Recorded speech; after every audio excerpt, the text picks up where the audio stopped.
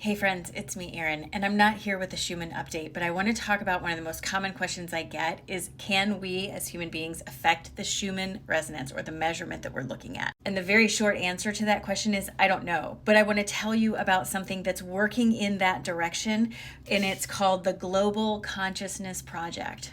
And there's now a way for you to track it at home on an app. And I'm going to tell you all about it, so hang out with me for just a minute. It's a lot of information, so I'm going to have to read it from my paper, so sorry. So the Global Consciousness Project is an experiment that started in 1998, and it's backed from research by Princeton University. This is not some woo-woo in the closet weirdo doing this stuff. This is a Princeton researcher. And the aim is to study how collective human consciousness might influence the world around us. So people ask me, can we influence the Schumann? I don't know if we can influence the Schumann itself, but this is measuring how we influence the world at large as a collective. Okay, so the way this works is they have a network of 65 quantum random number generators, which is really hard to say. I had to say that like 5 times right just now. And they're located worldwide, and they spit out random data. This is completely randomized. It is not, no one is messing with this, completely randomized. Each one of these stations, all 65 stations, random numbers separate from each other. However, around events like 9/11 and Princess Diana's funeral,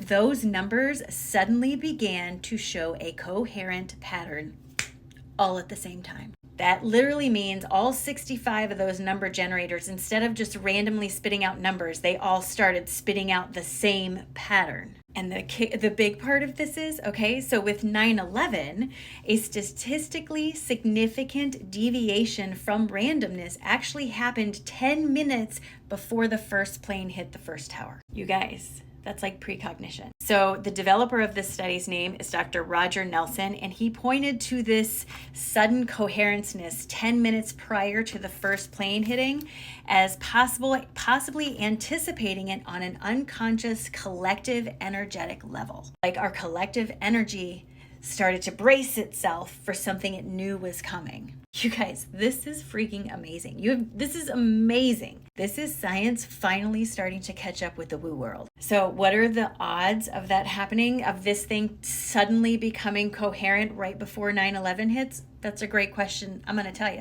1 in a million.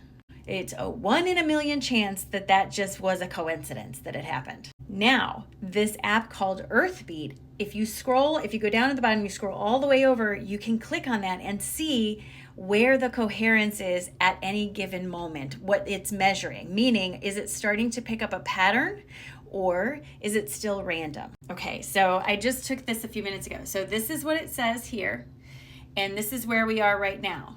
So that just means it's slightly more towards a coherent pattern, but not really. It has all the information you need. It talks about the actual project itself, and it has a good title here. It's easy to see it. And when you go to the App Store, this is the app you're looking for. It's called Earthbeat. This also has the Tom's graph. It has the Italian Cumania graph. It has a lot of great information. So when you want to look it up, you want to look here. But I encourage you to do your own research about this project because it's really exciting. That's talking to creating, I can't even get my words together. I'm so excited. It's science finally catching up with what we've been saying forever. And it's really exciting. Go check it out.